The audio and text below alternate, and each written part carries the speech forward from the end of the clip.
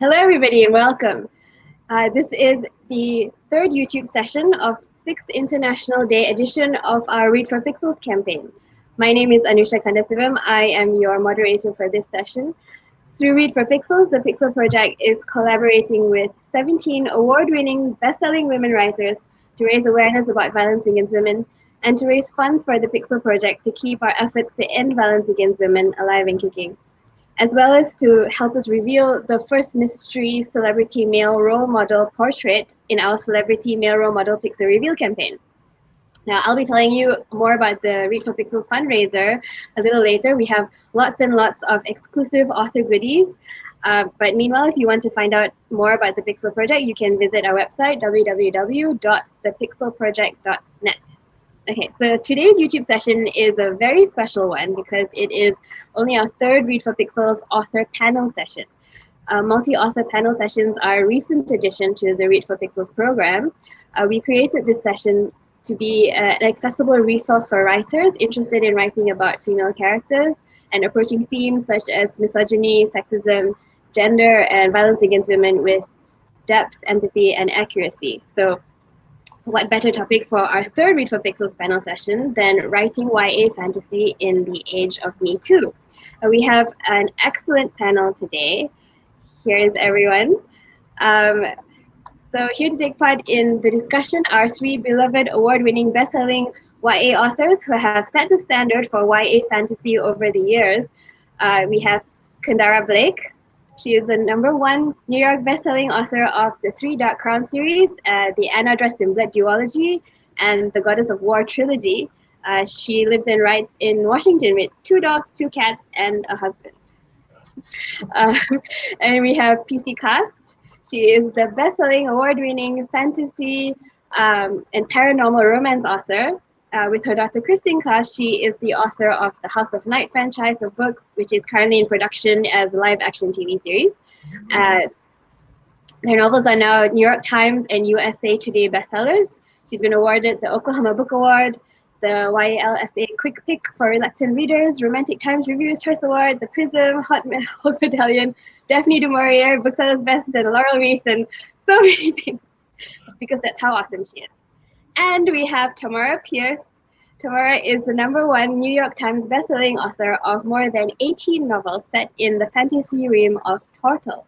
She first captured the imagination of readers with her debut novel, Alana, the First Adventure. And since then, her best-selling and award-winning titles have pushed the boundaries of fantasy and YA novels to introduce readers to a rich world populated by strong, believable heroines. In 2013, she won the Margaret A. Edwards Award for her significant and lasting contribution to young adult literature. So a great panel here today. Now you, the audience, you can take part. You can ask them questions live. Just make sure that you are logged into your YouTube account so that you can type your questions into the chat box, which will be on the right-hand side of your screen. And our moderator today, Regina, she will relay them up. She will relay them to me. I'll read them up to PC, Kendare, and Tamora to answer. Okay, but before we really begin, I must tell you about the awesome goodies that these three amazing authors have given to our stash of author goodies that we have set up as perks for donors on our Read for Pixels fundraising page. Okay, so first we have Kendare. Kendare has reserved 3 different signed and personalized book bundles of her 3 Dark Crown series, including a set featuring a hardcover edition of 5 Dark Fates with an alternative book jacket. Let me put you on screen, Kendare. There you go. Awesome. So this is all for Read for Pixels donors. 1 bundle has already gone, and we must say thank you to Brandy Graves. Thank you so much, Brandy, for donating, and there are only 2 left. Oh. Only 2 left. Okay. So next is PC. She has given goodie bundles galore. Includes everything from signed House of Night books. Here we are. So, yeah, there it is. Signed House of Night books. And swag, full set of a Parcelon series. She has t-shirts and hoodies and all kinds of things. Ooh. Oracle cards. And then we have Tamora has given so many exclusive turtle goodies that she can't actually hold them all up. Most of them, including a turtle flash fiction short story, have already been snapped up. So there are a few more goodie bundles left. So please go head on over there as soon as you can. I will be telling you how to go there and give you the link a bit later.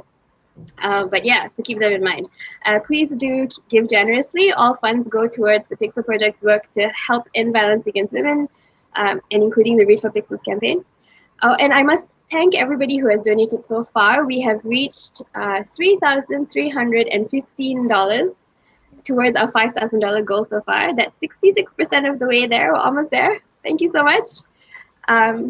Okay, so stay tuned to find out how you can get your hands on all the swag. And now onwards to the panel session. So let me set the scene and then I'll get into the questions. So now over the past 20 years, young adult fiction, YA, across genres has exploded in popularity. Though traditionally targeted towards and read by young readers, aged between, let's say, 13 and 18, approximately half of YA readers nowadays are actually adults. But this is not surprising because the themes that YA tackles are as sophisticated as those found in adult fiction. And today, YA books are more than just coming of age novels. They deal with topics previously considered taboo for young people, such as death, socio-political upheaval, and of course, violence against women and girls, including domestic violence, rape, sexual assault. Now, today's discussion will be focused on writing violence against women in YA fantasy. Violence against women in fantasy is not a recent development. Excuse me. Fantasy has historically been male-dominated. Excuse me again. Sorry. Yeah, so fantasy has historically been male-dominated, has had a track record of tropes based on violence against women. For example, fridging female characters just for shock value, using rape of a female character to define her, using the murder of a female character just to justify sending a man on a quest. Now, YA fantasy, which can boast of having more female protagonists, may well be leading the way with handling gender-based violence, misogyny, and sexism more appropriately. So my first question, most obvious question to start discussion with is, how can a YA writer figure out whether violence against women belongs in their story, or if their story can be told more effectively using other story catalysts and plot devices? And perhaps you can start with Kendare. Well, honestly, my method of writing is not, I don't plot. So I'm a pantser. So I go with the flow. So it's not until post, it's not until edits that I actually think about elements of the story and whether or not they belong there. So I don't really think about it. It mostly it has to do with whether or not it's right for the character. Everything is character driven, and everything, the character interactions, that's what determines it. But if I do come across an incidence of extreme violence against a woman or a female character, I do take a second and really look at it and just think about how it's framed. But I've never come across something where I've never, since I don't plot what my violence is going to be, I've never thought about it in advance about whether or not I should put it there or put it somewhere else. Okay. PC? Well, I do both. I plot and I pants it. It just depends on whether I'm writing alone or writing with my daughter, with Kristen. But I think the answer is it stays the same in both circumstances. I think if you create a world that's rich with three-dimensional characters, that those characters will then inform what kind of plot devices you use for conflict. And if you are creating rich three-dimensional characters female and male characters, that will keep you from focusing predominantly on women when it comes to violence.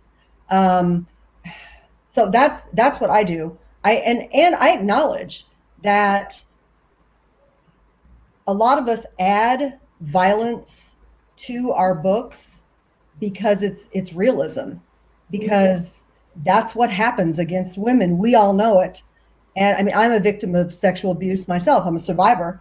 And I know that it happens, and it happens to the majority of women. It happens to us. I don't think it's necessarily whether we should use it or not that we question, but how our characters deal with it and how our world reacts to it that we really have to pay attention to. Okay, Tamora?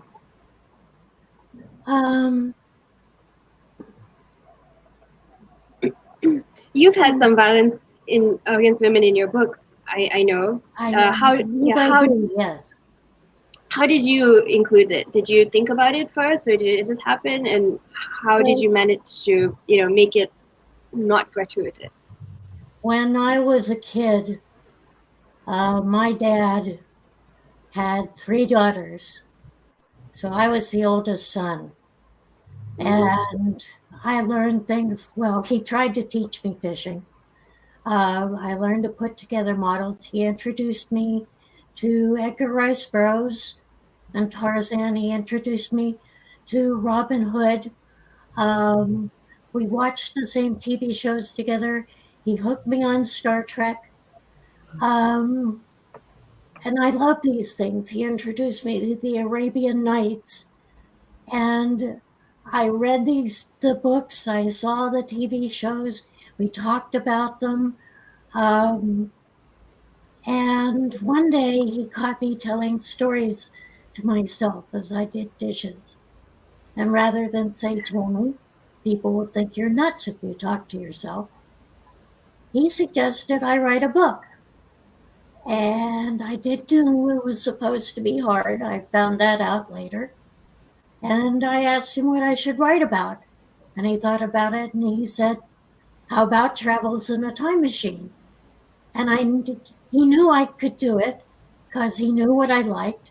And I thought, little geek that I was, I could pretend I went back in time to the Trojan War. Mm-hmm. And I was off to the races. He also said I could use his typewriter. Up to that moment, if I had touched the typewriter, I would be minus a hand. It was his typewriter. And he wrote the Union newsletter on it. So I knew it was a big deal. And my chiefest gripe about all the books I was reading in school was that all the ones with girl characters, pretty much, I can name on one hand the exceptions I found in those years. The girls were in the background. They were keeping the home. They were not going out and having adventures. And I had read enough scraped together stories where women had some agency that I thought it's wrong that there isn't more of this stuff. I want to see more of this stuff. I was on the edge of my seat when Maid Marian actually got to shoot the bow. I loved the Witch of Blackbird Pond, who stepped in for an abandoned kid and a Quaker woman. And I heard of 2 women pirates around the Jamaican islands. And they were real pirates, and they did damage. And I thought, that's what I want. But in the books I read, this fiction, usually, with few exceptions, the girl settled down at the end of the book and became a model citizen. And I thought that was a crock of crocodiles. Uh-huh. So I sat down to write what I wanted to read, what we all do, I think. And that was a girl who was going to be a warrior.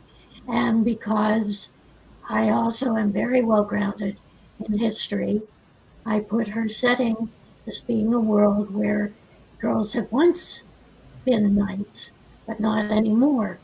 And the only way she's going to get into the training is if she disguises herself as a guy. And I sat down and I started pecking like this, and I ran out of impulse after about 100 pages or so. But I was hooked on writing by then, and I was off to the races. Mhm. But how did you, in that setting, include violence against women? Because there is a lot of, I mean, Alana does encounter a lot of misogyny and sexism. She figures that on a certain level, a lot of men are fatheads.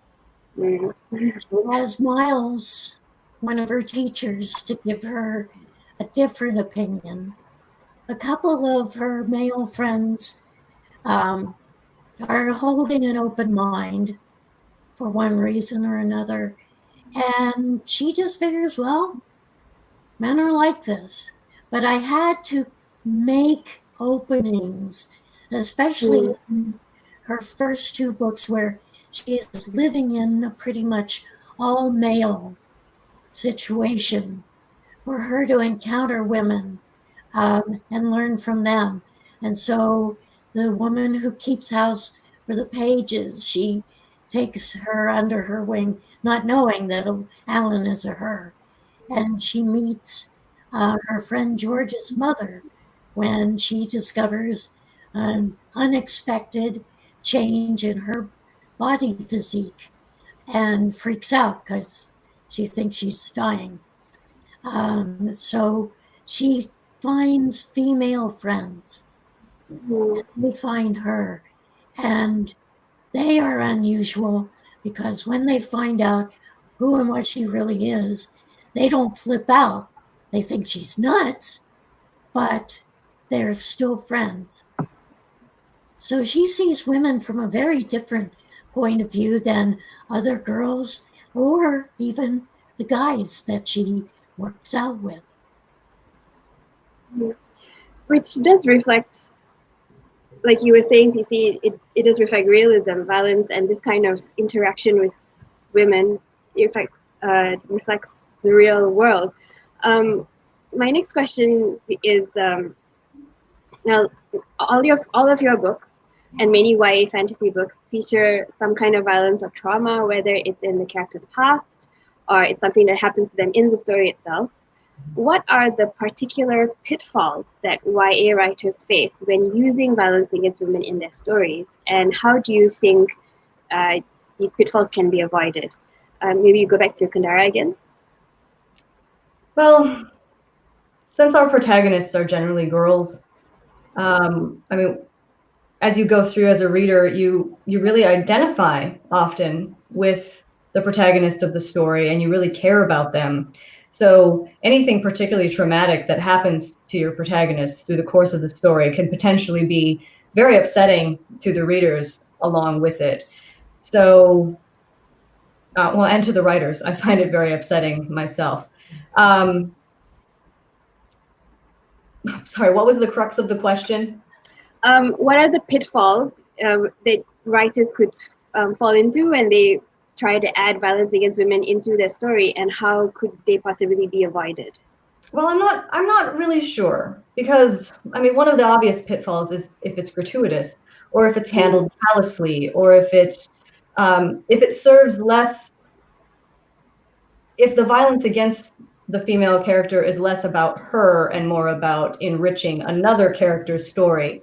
And that can definitely happen. I'm not quite sure how you would avoid it. I mean, sometimes there are definite blind spots where you're just writing and you're just in the zone, and it's going and going and the plot has taken control. And it might not be until after the book is out and someone speaks to you about it or points it out or comments, and you're like, oh goodness, yes, I see how that could be, very, very upsetting or even problematic. So I think just being really mindful And as long as you're being true to your characters and true to your story, like PC said, these things have a tendency to work out if the world that you've created is realistic and that your female characters are actual people and not just cardboard cutouts. Yeah. PC, have you ever fallen into one of those pits where you thought it was, all okay, and then someone has told you, actually, this scene? Quite often, actually. Okay. Well, those of us who've had a series out for a long time know the pitfalls of starting, of writing 15 or so years ago and having like House of Nights been going on since 2000. I wrote my first book in 2000, my first House of Night book in 2005. And lots of things have changed between now and 2005. So yeah, I have fallen into that. I understand exactly what Kendare says. Okay. Cause I've been there. I think one of the things we need to be very, very mindful of when there's violence against women is, especially with our protagonists, is that we don't give them saviors outside themselves. That, wait, let me say that maybe in a different way. We all need help. We all need help with recovery sometimes. But to have a character, a female character who has endured violence, and then to have especially a male character come in and save her from the consequences of it, or pick her up out of the situation, like the White Knight crap. I think that that's something that we have to be very mindful of, because our readers do identify with our heroines, of course, and we do too, very much. And I don't ever want to give the idea that we need salvation outside of ourselves, especially male salvation, because what kind of sense does that make? You have violence perpetrated against a heroine, and then you have some hero come in and save her. I don't think that that's good writing anyway. So I think that we're mindful of how our characters react and heal from the violence. And quite frankly, some of our characters won't. I know some of mine haven't healed from it. And I think that that's also important to show that if you make certain choices in your recovery, like Neferet, my antagonist in House of Night, she was raped and abused by her father when she was 16, and she chooses, instead of healing, she chooses revenge, and it affects her entire life. And I think it's important to show both sides, though, what happens when you choose to heal and what happens when you choose not to. Okay. If I could just add really quickly that it made me, something that PC said made me think of this, that it's also kind of nice if you're portraying violence against women, particularly at the hands of a man, if that can be treated as an indictment of his behavior, in no way glorifying or normalizing that behavior, but rather, he should really get his comeuppance, or it should really be framed as this is a reprehensible, disgusting act that he is committing right now. So whenever I have that, it's just a way for me to show that this male character is completely, he's irredeemable. It's over for him, and he's about to die. That's Okay. Tamora, you've been writing for a very long time. Do you find yourself in the same situation as PC as well, and how do you get over these pitfalls? By and large, no. I don't know about everybody else, but I start planning a book. I get the original idea something like 5 or 6 years beforehand, and it's clooning. I don't recommend it. And I might start with my main character, my main idea, and I'll tinker with it. I'll add a bit here and a bit there, toss something out, fiddle with an idea, and put it away for a while and let it cook, and bring it out again and add something else. And it might take me several years to get to the point where I finally go to my editor and say, I think I have something here. And by the time I get to, especially the later books in the series, but usually by the first time, I've managed to find bits like those and get rid of them. Or my agent or my editor has reined me up and said, whoa, mule, don't do that. And then they catch me, otherwise they catch me in the rewrites. Or my assistant or my husband does.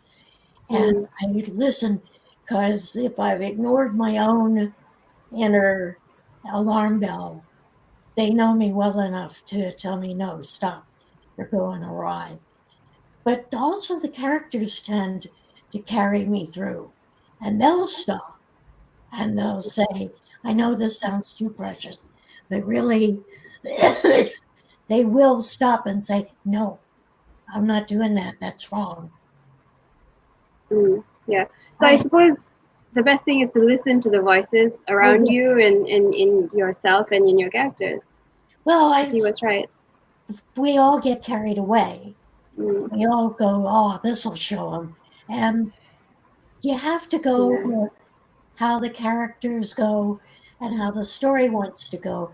Because if it unfolds while you're not looking at it, that's how it should be. Then you can go back and rewrite. But as far as the violent characters, yes, I do have them get retribution out of purely the sensation that they don't get it enough in this world. So by golly, they are going to get it in my world. And sometimes it isn't the main character who brings it home to them. Sometimes it's an outside source who says, you have gone beyond the pale and now you must pay.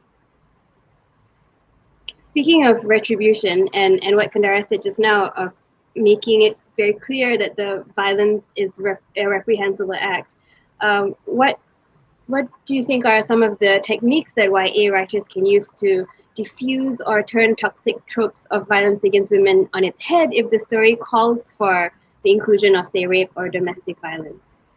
Maybe we stick with Tamora and then you go backwards.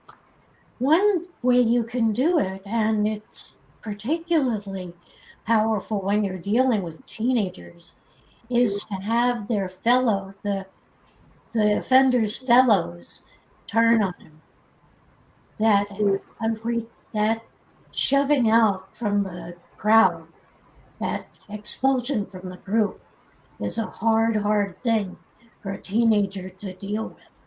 And the slow loss of a predator's companions is bitter, not just for the characters, but for the readers, because they may hate the guy or the girl, whoever, but they also feel that rejection. And it tends to make them think more steadily about what violence means, not just to yourself, but to the pack, to the bulk of human society. And the fact that others are repelled by this makes you think maybe this is the wrong way to go. If you weren't already repulsed by it, this will make you stop and think. PC, how would you do it? I like to give them consequences too that are, I mean, the characters, the antagonists that commit these acts, same kind of thing. Consequences, and sometimes those consequences aren't necessarily being expelled from their group, because sometimes their group is toxic. As we know today, toxic males are surrounded by toxic males and by mothers and sisters and grandparents who tolerate their behavior. So it's hard to expel them completely sometimes, especially if you're writing something contemporary. But showing that, and I truly believe this too, that when we commit an evil act, it eats away at our soul, it eats away at who we are, and that we pay consequences for that. And so showing those consequences and how negative they are, even if everyone around this character is as toxic and has the same belief set, what happens internally and externally to that antagonist needs to be a consequence. And sometimes it's that he's not expelled from his group, but that he trips and falls and hits his head and dies. No, just kidding about that. But that he's eaten up inside, and that you see a change in that person and see the consequences of, embracing the darkness, that type of thing. Okay. Kendare, is that what you do as well? Well, I was just going to mention, and I mentioned this lightly because I don't want it to make this about writing for boys or anything like that. But I think this goes to writing for everyone. So it's also, I think it's nice to highlight strong male characters that do not rely on toxic masculinity to be strong or to be appealing to other characters in the book. So I think there's like this movement going around. They call them like soft boys or something. I've heard that. And like, these are the guys, I hear people say the word soft boys, and I was like, these are the guys that should be chased around by the girls. These are the guys who are thoughtful and who are insightful and who use their brains instead of their fists. And when we see more of those types of males portrayed in fiction as love interests, as really good friends, as people to be admired, I think that's important for both genders, all genders, to see as far as modeling goes. Are you guys are any of you guys Outlander fans? TV show Outlander? You watch which this is a very unpopular position, but I am Team Frank.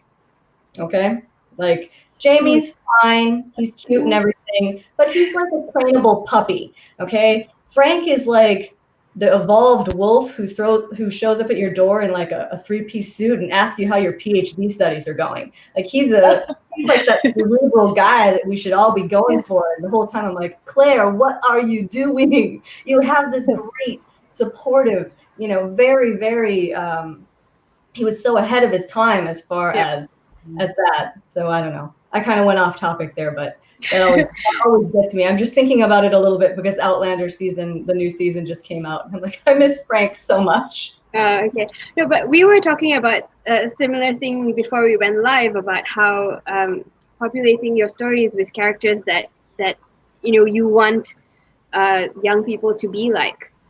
That helps, right? To kind of get rid of the toxic tropes and the stereotypes. Anyway, we have about 20 people watching right now. And sorry, Tamora, go ahead.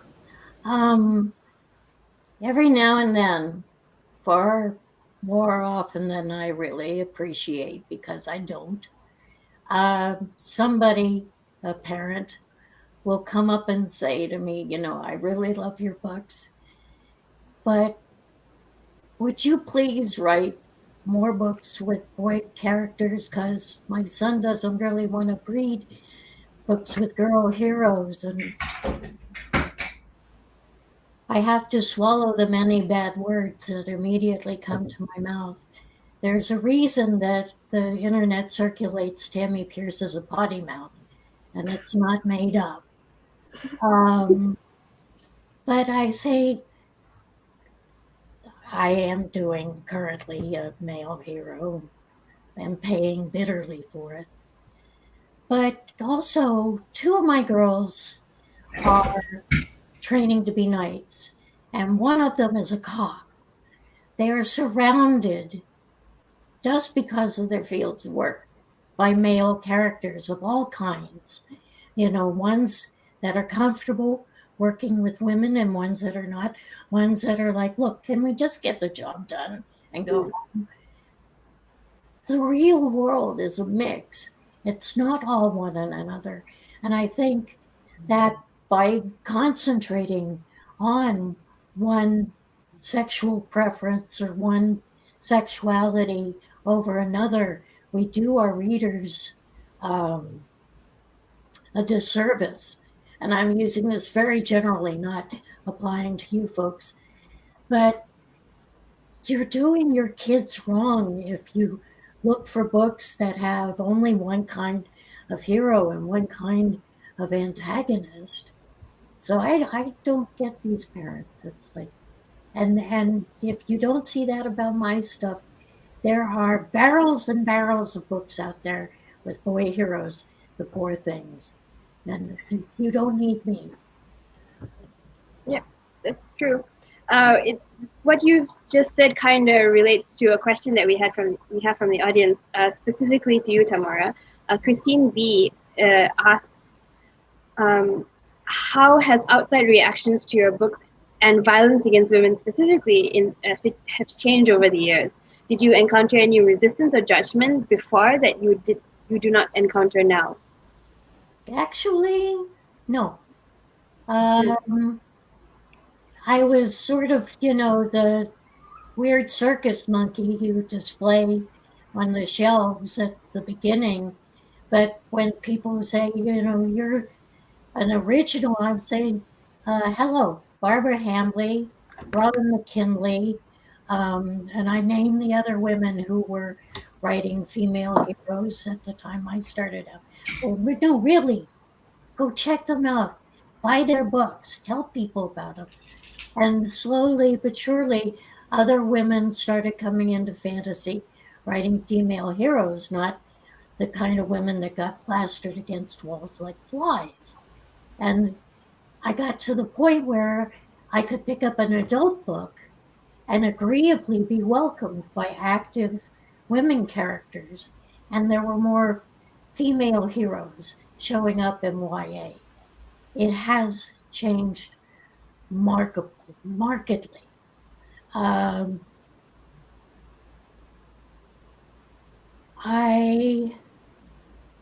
occasionally got some slapback on sexuality. Yeah, and people asking me about religion. But they put up with me after a while on the whole girl thing because I wasn't going to budge, and if they pressed, I got rude. Okay. Kind of segues into our next question, maybe. So, can all of you share some tips and suggestions for portraying female characters in YA fantasy who have experienced violence, some kind of violence, rape or domestic violence or childhood sexual abuse, without reducing them to the sum of their trauma? Let's start with PC. Yes, I can. I am in the fortunate position to be a survivor of rape. And so I am intimately aware of what it does to the survivor. I would encourage authors who want to write about female violence and domestic violence and rape and whatever they need for their books to, if they have not experienced violence in any of the ways that they want to lead their characters to, that they dig deep and do some research. And I think it would be very useful for a young author to speak to interview women who are survivors, so that they don't create cliched characters. And it's like when I was writing the disasters with Kristen. One of my characters is a wonderful trans teen. She's incredible. I'm not trans, and I used to say that I don't have any trans friends, but thankfully I do now. And I hired a beautiful trans woman and sat down with her, and she gave me Trans 101. And she even wrote up a dictionary for me. She was wonderful. But I showed her what I had written that I truly believed would be inside this character's head and heart. But though I had never experienced it, of course, I've never been a vampire either yet or anything like that. But she read my manuscript, and I told her, my ego is not in here. You just tell me did I do this correctly, and help me show the truth. And I had to rewrite everything. I mean, everything. I had to rewrite every single scene with this trans teen, but it was so worth it. But I wasn't inside her head enough. It was something that I had never experienced, and I just assumed things. So if you're an author and you've never experienced violence, if you have never survived rape, if you haven't been in a situation where you have domestic violence, you're going to have assumptions that are probably not going to be true. So interview and put your ego aside too. And even I'm not a person who has a bunch of beta readers or anything like that. But in this case, I think it's very important to have someone you trust and even put under contract, and just say, please help me with this and read this. And does this speak to your soul? Does this speak to what happened to you and your response from it? Kendare? Oh, sorry. This is something weird. Yeah, there's an echo suddenly. Do you guys hear the echo? No? Okay. All right, Kendare, go ahead. Sorry, that was really distracting. It was like a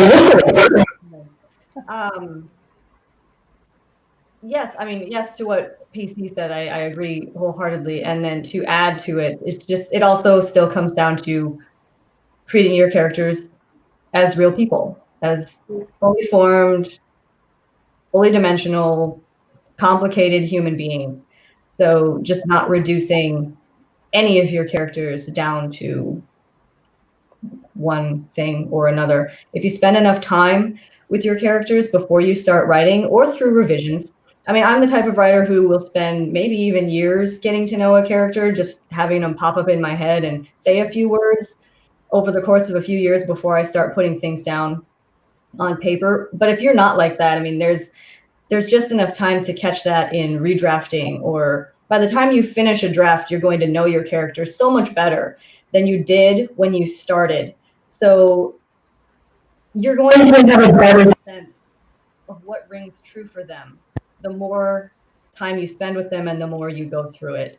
So my best advice is just to really take the time to get to know them. Have imaginary conversations with them and see if you can accurately predict what they're going to say. If you can talk back and forth with your characters for a solid 10 minutes, you have a pretty good handle on who they are and a pretty good feeling of how they might react in certain situations.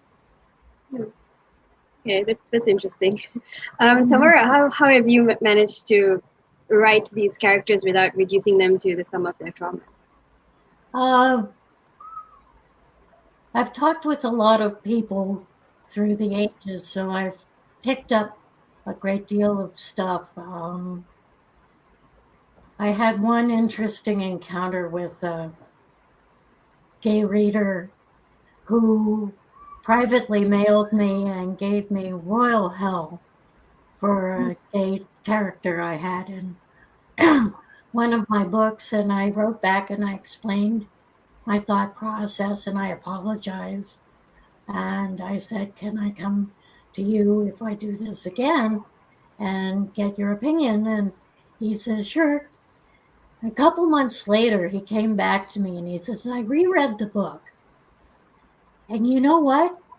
I was wrong. You did it right. I said, okay, but I'm still going to ask you for input later because there are so many different people that no matter what you're talking about. But it was a really eye-opening moment. My friend Delia Sherman wrote a book about a girl in the 1960s who ends up back in time at the plantation where one of her ancestors is a slave. And she becomes that person. And this girl is beaten, she is treated badly. And the girl from the future wants to get her to escape. And she finds out every idea she has about slave life, about the treatment of owners, because she's grown up in the 60s when whites are saying they were fatherly, they were kind, they had their own farms, and she learns that all this was a lie. So she does that, and then well, I won't ruin it, but Delia researched that for 20 years, talking to Black people about what they knew, reading books, but just she had a reference panel of 20 people who would tell her if she was going astray, because she wasn't sure that if she did do it like that she would do the subject justice. And it's a heartbreaking book. It really is, but it is absolutely genius. Right. Okay, so we have more audience questions coming in. And also someone, before I get to the next question, someone who says, hey y'all, I'm a huge fan of your books. I've met both PC Cass and Tamora Pierce at events, and this is Misty. So hi Misty. Misty tries to watch most of our sessions, so great to have you here, Misty. Now for the next question from Kiala Griffin, for all of you. How do you know that what content is appropriate in regard to sexual violence for the young adult age group? May I take that one first? Because Sure. I'm maybe gonna piss people off. What I think is appropriate is what is being done to the person in that age group. There are ways to soften it some, but if it is happening to real people in that situation, then I have to find a way to say, this is what happens. I am not going to sugarcoat this. I don't exploit it. I'm very careful not to wallow in it. But I want people to know this is what happens. Okay. Do you all agree with this, Kendare? Yeah, absolutely. As far as appropriate, I mean, that's such a tough question. And I mean, a lot of it is going to come down to parents and knowing their kids and what they're ready to read. But as far as authors and what we should include, I mean, we should be true to the story and true to the events. There is a subtle difference in, I think, it's how it's framed, you know, like PC said, not wallowing in it, being aware of the lens through which it is shown, not making it gratuitous or voyeuristic, I think. You should not, I mean, that is very, very tricky to keep sensitive things like that from coming off as voyeuristic and titillating instead of what it should be, which is horrifying and disturbing. And as a writer, you might not get that right the first time. You might have to take a couple of runs at that scene, and that can be a really hard thing to do. You're probably, luckily as writers, we're not alone. We have our editors, we have a team sometimes. Sometimes we have beta readers, sometimes we don't, but there are going to be a lot of eyes on it to help us with that. But yeah, do your best. I guess it's a difficult, that's hard. Yeah. PC? Part of what might help with this is if you stay inside the character's head who is having the violence against her happening. Stay true to what your character would be feeling and thinking and experiencing, and then it's very unlikely that it's going to be gratuitous or voyeuristic if you do it from her point of view. I love this question that brings in sex to this topic, because I just have been discussing this with Chris, and I've been discussing it with our agents and our editor for our new trilogy that we're working on right now, Sisters of Salem. And it has always disturbed me that for the 20 years I've been writing, that responses to violence in books by parents is, I mean, I can have my antagonist eat an entire church full of people, or an entire hotel full of people, and I've done both. I can have decimate, slaughter a parent, whatever. Nothing is said about that. But let me write one scene where you deal realistically with sex and a teenage girl. And I have so many mommies clutching their pearls and freaking out and banning the book and, oh my God, you're sending my kid to hell. You're going to make them want to have sex. Like they need me for that. Okay. But it made me so angry. The 15 years that I taught high school, I would get so angry because it didn't matter what kind of over-the-top violent book kids are reading. And I mean young men too. If you hand them a romance and they get hooked on it, and one of our awesome paranormal romance writers, like give them something by Cressley Cole, and these kids are hooked on it, think it's great. They're reading and reading and reading, bring it home, and their parents freak because there's sex in it. Yet there's no concern at all about the level of violence in these books. It's just, I wanted to input in this discussion about that, because I feel so strongly about the fact that it's past time that we stopped dealing with the sexuality of our young women as something taboo or dirty or something they should be ashamed of. And that is just the flip side of violence against women. Right. Which kind of leads to another question from the audience, sort of similar. Do you think authors should include more realistic scenarios about the interactions between people of all sexes and genders, the good, the bad, and the ugly? Should they be in there? Absolutely. Absolutely. It's just like anything else in our books. Why should we only be realistic about, I don't know, world building or how to fence, or how to stab someone with a longsword, but we're not allowed to be realistic about more intimate matters. And I think that's crazy. People have said so many times about how can you write with your daughter and write sex?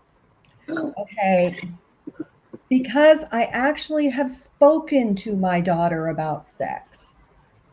Mm-hmm. It's not a taboo subject. Well, first of all, she's like 34 now, but but it's not a taboo subject, and it shouldn't be a taboo subject. Why are we making it dirty? Why are we making it something so horrible? It makes me really pissed off. Yeah. Tamora, do you feel the same way? Which way are we talking about? Do you feel that authors should include realistic scenarios about interactions between people of all sexes and, sex scenes, as it were, the good, the bad, and the ugly, even though this is considered young adult and they're young people reading it? I was at a school, and this male teacher came in with his students, and the boys were kind of grouped around him. And he gave me some trouble before lunch. And after lunch, he sort of was nudging one of the boys. And they were snickering about, before lunch, about toilets and things. And they asked me, this one boy at his teacher's urging, asked me why I wanted to write about periods. And wasn't that weird? And I asked the girls, and I stepped wrong right away. I said, how do you feel about somebody who thinks your body's natural processes are weird? And the girls just looked at me like, I'm not talking. And I said, I'm sorry, I didn't mean that. But this is part of who we are. It's a part of real life. I write about real people with real lives, and it's not something you laugh about. It's just part of your life. I couldn't believe it was egging you boys on and making it sound even dirtier. Yep, that's true. Kendare? Ah, yes, men and periods. So far to go on that one. they're just squeamish about it, aren't they? Just squeamish. They just don't know how to handle it. And they don't know what a fallopian tube is. And they don't, so, but with more education, I think, and more exposure, that'll go away. So yes, definitely more realistic scenarios. Just take the stigma right away from things. The first time I saw a man's body part, after years of waiting, I looked and I said, that is the ugliest thing I've ever seen. It really takes the mood out of them, It was.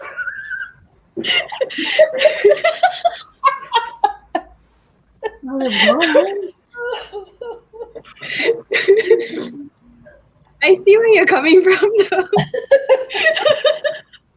I need your glass of wine over here. Okay. You go through life looking at all those Roman statues and statues, and you think, okay, I can be real, and then you see one for real. And it's not all you thought it would be. Well, okay. I think we've all been there. Yeah. I don't know why they're so excited about it. Okay, moving on to the next question. We've kind of got here already. How can YA authors who want to tackle the issue of violence against women strike a balance in their storytelling between raising awareness about the issues while telling an engaging story without being pedantic or preachy? Let's go with Kendare. I think just letting the story be the boss. If you approach, and some books are like this, some books are issue-driven books, and there is a point to be made. When it comes to science fiction and fantasy and the books that I write, they're not really. I never approach it with, this character has been sexually abused, and that is the main line. So as far as including it in science fiction and fantasy, I usually take the tack of letting the story be the boss and letting the plot go where it will. So I don't have anything useful to say on that, honestly. Yeah, that's great and good enough. PC?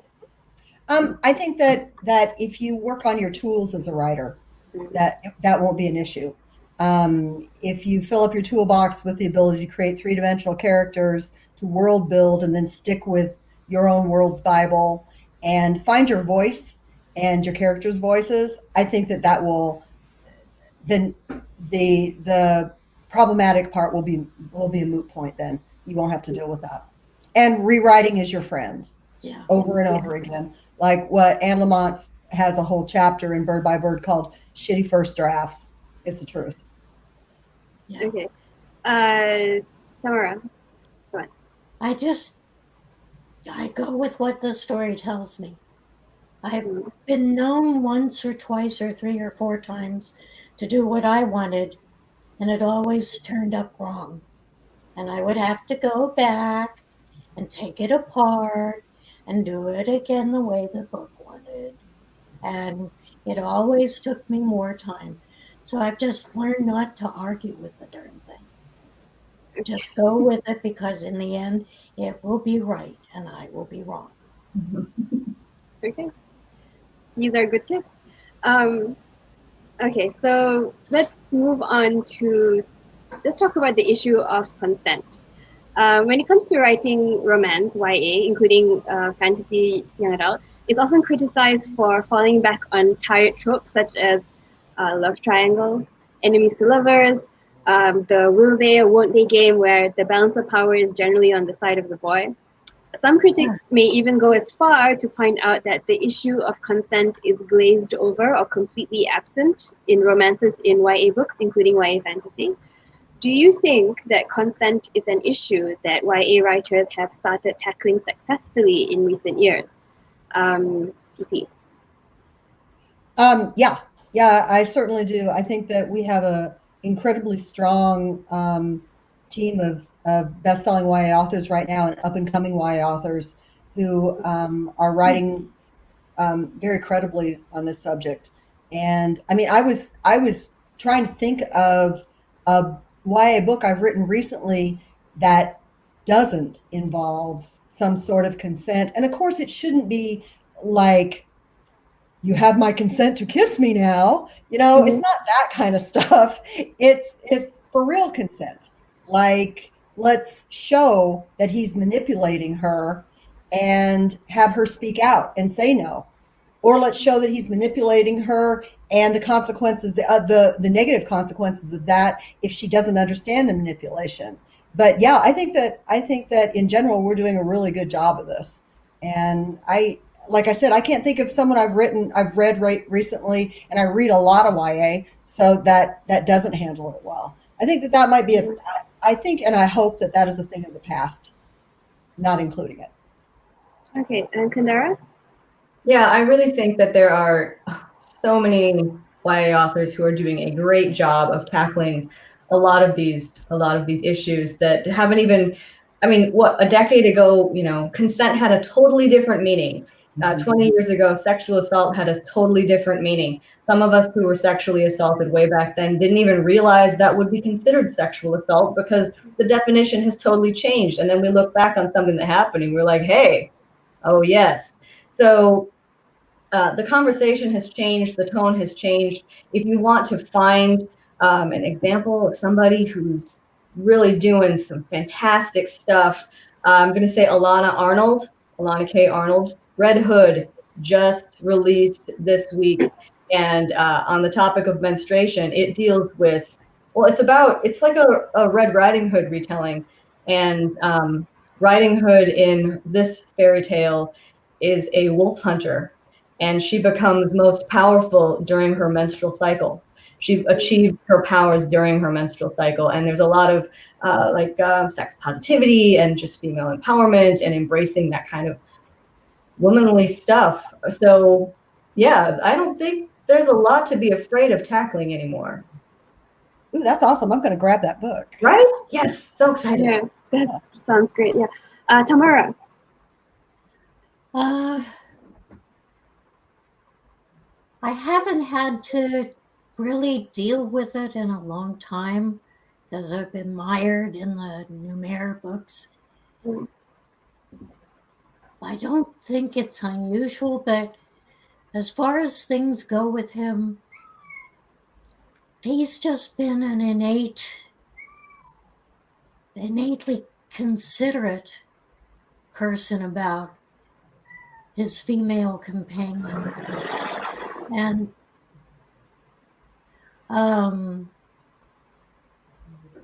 they are considerate with him. It's until we started talking about this, I didn't even realize it. They've become mutually considerate of consent, both him and whoever he's romantically involved with at the time. And I think that's just a function of who he is. Because other characters of mine, they want to know that it's okay and when it's not okay. But with Harem, the people he goes with are in tune with that aspect of it. So it hasn't come up in a while. Well, which kind of leads me to my next question. Maybe we can stick with you, Tamora. Given that YA books are read by young people who are still forming their ideas and their values as they grow up, do you have any ideas for YA authors to include consent in their books and stories in a thoughtful and thought-provoking way? Just treat it like a regular part of the conversation. It's no big deal if affection has been offered and given, and then ask. The worst thing they can say is no, which in this situation is pretty bad. But then you resume talking like a decent human being. You don't argue, you don't cry, you don't stomp off in a rage. you go on being a decent human being, which is the answer to all this stuff.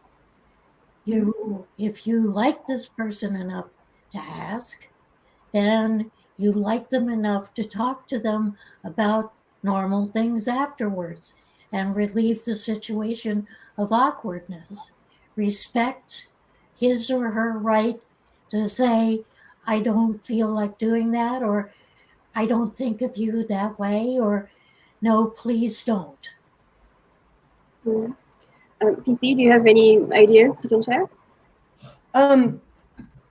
I think revert back to realism too will help. It always helps to know teenagers and to have a few that you know, and to talk with them about, what's going on. And I think it's important to, and I was just thinking about this while Tammy was speaking, that I have a character that I'm writing right now in the Sisters of Salem trilogy, male character who's just a giant douchebag, and I can't stand him, but he's really, really good at manipulating this issue of consent.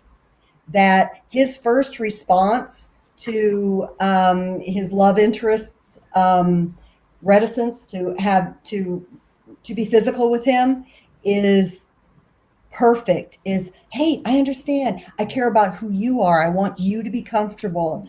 And that response lulls her into overlooking a lot of his douchiness, because what he's saying and what he's doing are two different things. And I think that is something that is very difficult for many women, especially young women, to understand. And I think that adding that realistic discussion in our writing will help young women to maybe recognize that it doesn't matter what's coming out of their mouth. Look at their actions too. And I think that plays along with the manipulation and the bullying that the patriarchy's done for so long. And Kendare? Yeah, that's it's interesting that both of you guys said that. I think it is important to see more instances of people saying no and having that be perfectly okay. Mm-hmm. Did you guys watch the new P.S. I Still Love You, the new To All the Boys I've Loved Before movie on Netflix? Not yet. There's a scene where she's making out with her new boyfriend and she's very excited about it, but she makes it very clear, sex is not on the table right now, and he has a really, really good, caring response to that. It would be nice, to also change, like PC mentioned about the patriarchy and all that cultural stuff that's so deeply ingrained. For so long, female sexuality has been, we've been made to be ashamed of it, if we want it, we're dirty. And that is why, that might be part of the reason why a lot of, in the past, romantic male figures have been takers. He's gonna take her. Because if he takes her, then she really didn't want it. But if she enjoyed it, then it's okay because she didn't start it. It wasn't like her initiating it. So yeah, the more just sex positive stuff we have that can change the cultural conversation, it's all good. Okay. Tamora, you wanted to say something? Yeah, it wasn't her trashiness, her sluttiness that caused it. Speaking as a former slut, I think that would have been a good attitude to have. Yeah. Because, when you say yes, and after it's all over, you find out that the thing that he was bugging you about and making a real pain in the butt about makes you a slut now that he's gotten what he wanted. That's pretty annoying. And I could manage to get a bit of my own back at that point, but it was still, you do go around asking yourself, well, am I not a nice girl? Am I a slut? And it rides with you for a really long time till you run into somebody who goes up to him afterwards and he says, you told her, did she see a doctor for VD? I think I'm going to do that now. Do you still have symptoms? Which shut up the guy who called me a slut. Okay. And my Okay. boyfriend and I went together for 5 years. Okay. You're scary. Yeah, I find that dealing with teenagers, the only way you survive is utter frankness. Mm, And they need to know the truth of things. I've learned it in a group home for teenagers, and I learned it in psychiatric situations, and I've learned it through my fans. And I just found that if I'm frank, at least they can't say I lied to them. mm, sure. I just want to share a comment from one of the audience members. See if I can find it. Again, here we are. Mary Beth Griffin says, as teens, you are learning how to adult, including getting and giving consent, knowing that someone wants you and cares about you is sexy, knowing they also respect you enough to accept your no is key. Yeah, I think that's pretty cool. Okay, let's go on to my next question, which is about toxic masculinity. So, do you think there is room in YA fantasy for reframing how stories describe boys and men away from hostile and toxic stereotypes towards complexity and even vulnerability? Can this be one of the ways YA writers can break away from toxic tropes that promote toxic masculinity and the dehumanization of women? Let's start with Kendare. Yeah, I think I've talked about this a little bit already, just including men who are evolved and thoughtful and don't use their fists for everything and don't have like hothead tempers and are still, the leading love interest and the guy that everybody wants to be with. So yeah, toxic masculinity, man. I don't even know if I have any interest in writing or spending any significant time with a male lead like that anymore. Really don't. Not interested. Okay. PC? Yeah, I hear you, and I don't have there are too many good books to read and write to have someone in the lead of those books who is as toxic as the bullshit that we're looking at in our world today. And I think it behooves us to change that in writing, but also we have to be cognizant of the fact that peopling our books with these caring, compassionate, evolved males is not justifiable right now, sadly, unless we're creating a fantasy world and that has never been filled with this toxicity that our world is filled with right now. But I think it's how we deal with that. And I like weaving that throughout my secondary characters and having strong characters come up against it and stand up to it. It's what happened early in the House of Night when Eric Knight was supposed to be Zoe's big love interest, and legions of teenage girls fell in love with Eric Knight. And Eric Knight was a giant douchebag. He was a controlling asshole, and Zoe dumped him. But then what did I hear so much when at tours? People saying what a slut Zoe is and why in the world if she'd been a better girlfriend, he wouldn't have had to be so controlling. Oh my God, young women, no. Mm-hmm. So I think that's why I like to play with that. That's why I like to realistically add those douchebags in, because they exist all around teenage girls today. And I agree. I don't want to read a lead like that. I don't even really want to have a lead who starts out like that and then evolves over the course of a book. I don't give a shit about them enough, the toxic males enough to allow them that much space in my writing. But I like to use them more as a conflict to bring out the maturity and self-evolutions in my other characters. Okay. Tamora?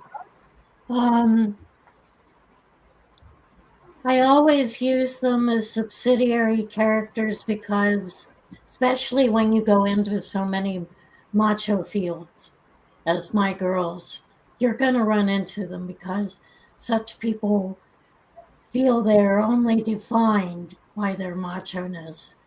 And they make great villains, especially when you contrast someone like Aram with them, because Aram is basically a big schoolboy. He's gentle and attentive, but he's also kind of obtuse about what the recipe says he should be. And I like that in him.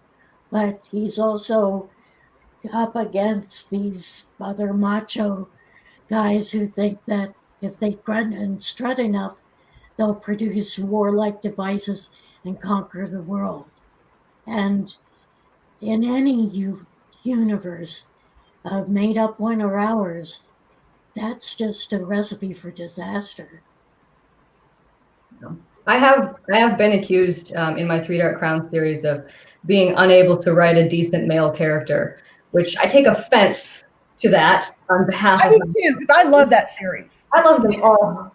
And one of my main characters, Billy, he comes into this matriarchal society from a patriarchal society, and so he has a lot of patriarchy in him. But to his credit, he learns very quickly and ends up being one of my favorite characters in the entire series. You know, male, female, whatever. But yeah, I definitely see. You know, you have to have those gross male characters in there, and they are you know, fun to break down. They are fun to go up against, aren't they? Yeah. Yep. Yeah. I had disposed of one via a god. Ooh. In Wow. the series. That was amusing. Okay. All right. So we have come to our last question. Hopefully a fun one. What YA fantasy books would you recommend that aspiring YA authors read to see good examples of violence against women and girls being handled well? Let's start with Tamora.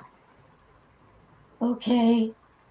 My memory is not of the best. What I recommend is that people go to my website to the recommended books section because I've been keeping a recommended books list for years.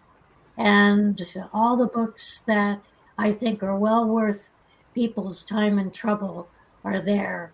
And I am not going to recommend a controlling man book or an abusive man book or anything of the kind.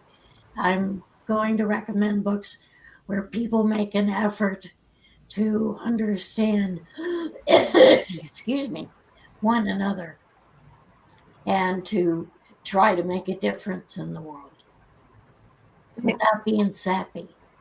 I hate sappy. PC. I just read a great example of this. I just read Holly Black's The Cruel Prince trilogy. Her fairies, and there's quite a bit of violence in it, and there's a wonderfully, awesomely strong heroine. Yeah. I love Jude. She's fantastic, and she comes up against quite a bit of violence and perpetrates violence herself too. And I really like how Holly has dealt with that, and I think it's wonderful. It's been my mother that's brought it out in her. Yeah. Kendare. Keeping a list, that's really smart. I should do that because whenever I'm asked these questions, I totally pull a blank. That's how you did it. Yeah. So I'll mention again, I don't think you can go wrong with any of Alana Arnold's books. Damsel, Red Hood, all fantastic, great fantasy retellings, great fairy tale retellings. Fairy tale, she really turns the tropes. One thing I'll also mention is Gods of Jade and Shadow. by Sylvia Moreno Garcia, I believe, and I might be messing her name up, but it is a fantastic, I think it's a Mayan inspired fantasy about a girl who unintentionally enters into a pact with a god from the Mayan underworld and gets sucked into this whole god girl kind of, she has to be his sidekick on this epic quest. But I really loved how the relationship between those two characters played out, given that there's such a power disparity between them from the start. She's just a girl, a human girl, and he's a god, and he has all of this, and yet they are bound to each other, and how their relationship evolves. It just it unspooled in really surprising ways, and I thought it was handled extremely well, and the book is just good. So, Gods of Jade and Shadow. It's a beautiful title. Yeah. The cover is great too. You've read it too. Card. Okay. All right. Cool. So guys people who are watching, we'll see if we can put a list of all these books up in the chat box as well, and then you can refer back to it. Or as Regina has told you in the chat box, this is on YouTube, and it will continue to be on YouTube. So you can always come back and watch it again and get all your tips and get the list of books from these awesome authors. Okay, so that was our last question. Thank you very much for answering all our questions so incredibly well. And thank you to the audience for watching and for asking your questions as well. I must tell you, authors, that there's been a pretty interesting discussion in the chat box at the side on toxic masculinity and tropes and things like that. So the audience has been participating and listening. Good. Before we wrap up, I am going to tell everybody again about all the awesome goodies that all of you have donated to the stash of author goodies we have over on the Read for Pixels fundraising page. Okay, so I'm going to read them out again. Kendare has reserved 3 different signed and personalized book bundles of her 3 Dark Crown series. Do you have them there? There it is. Okay, let's see if I can put you on the screen. Yes. Yeah, and so including a set featuring a hardcover edition of 5 Dark Fates with an alternative book jacket, especially for Read for Pixels owners. And there are currently only 2 bundles left, as one has already been snapped up. So if you want them, go and get them now. And then PC has goodie bundles galore, which include everything from signed House of Knights book and all kinds of swag, including a full set of her Porcelain series. Yeah, that's these. There are 2 more, too. They're just big and heavy to hold up. Yeah, Steve, you're getting a lot of stuff from PC. And Tamora has so many things. She's made available many exclusive Tortle goodies. Most of them, including Tortle Flash Fiction short story, have already been snapped up, and they're going pretty fast. There's still a few good goodie bundles left. Okay, so now I'm going to tell you how to get them. Oh, and besides all of these goodies that these 3 authors have provided, new goodies are going to be released every Friday throughout March. So keep your eye on that. Let me see if I can share a slide where I have my links. Okay, here we go.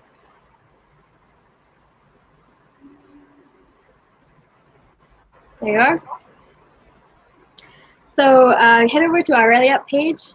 The link is R4P Rally Up IWD 2020. And like I said, more goodies will be released every Friday throughout March. Please do give generously. All funds go towards the Pixel Project to keep our work to end violence against women going. Regina should be putting the links up on the chat box, so you can just click through from there to make it easier. And meanwhile, if you want to find out more about Read for Pixels, about all the other author sessions we have coming up, click that link, Read for Pixels, which Regina is going to be putting up as well. And we're back. If you want to find out more about violence against women, about what you can do about it, how you can help, visit the Pixel Project's website. We have a lot of resources there. It's thepixelproject.net. Okay. So all that remains to do is to say goodbye to everybody. Thank you, PC, Kendare, and Tamora. Thank you, all the audience. Thank you. Thank you guys. Goodbye, everybody. Goodbye. Bye.